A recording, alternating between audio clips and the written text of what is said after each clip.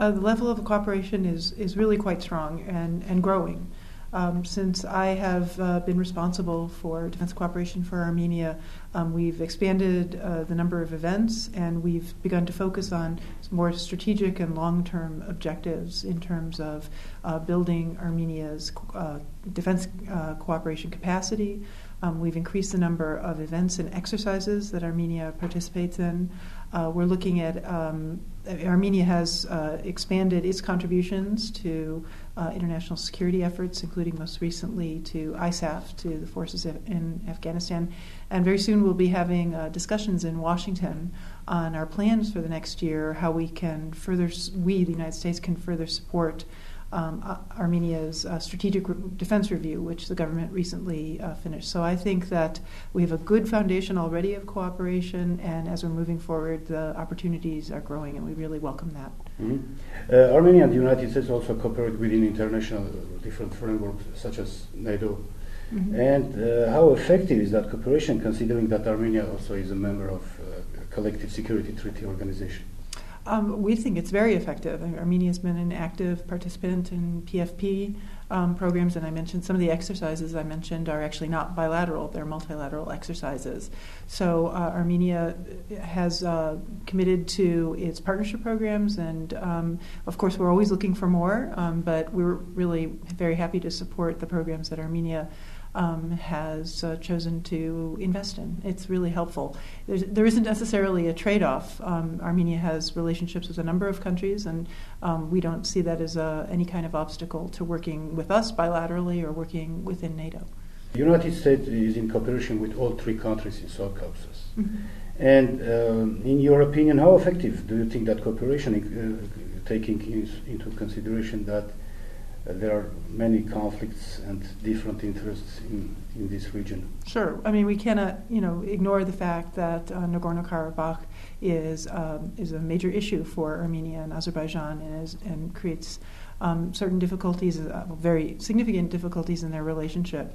Our approach in the Defense Department is to focus on those areas of defense cooperation where we can be of help in a way that constructively helps both countries in terms of their priorities to be able to contribute to international security.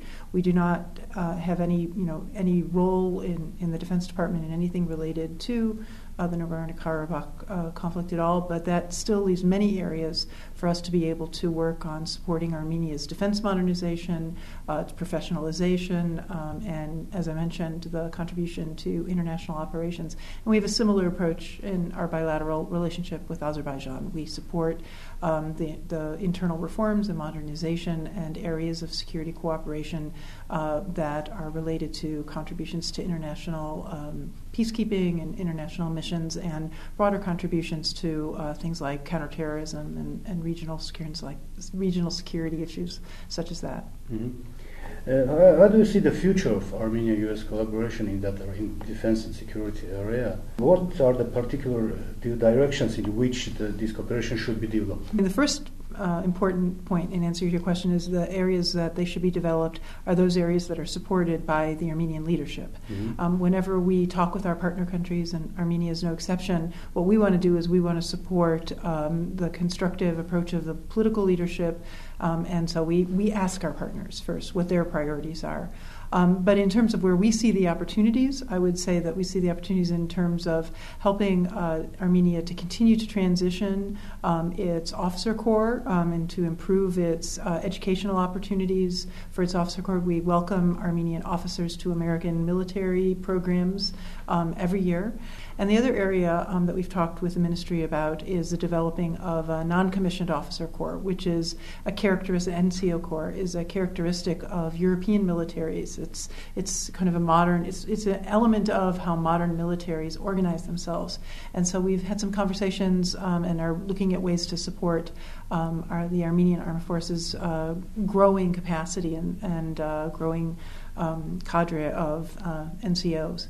One of the things we really value are partners like Armenia that have special skill sets. And the one I would point to in the case of Armenia is military medicine. Armenia actually has a very substantial, very, very well qualified military medicine corps, and we've already worked on improving their equipment and their capabilities, and we would like to continue to do that because that becomes a very important aspect of support for international operations, to have a military medical capability for forces that are deployed in places like Afghanistan is extraordinarily valuable, and we'd like to continue to support that and maybe expand it. It's important for people to understand that that the United States, on the one hand, is happy to partner with Armenia in order to support its aspirations, and we value the opportunity to be of help to a partner country, but that we see this as part of our broader commitment to fulfilling President Obama's priority to be able to work with partners and allies. That is, President Obama has made very clear that he thinks there are important security challenges that the United States face that we can only address by working with our allies and partners.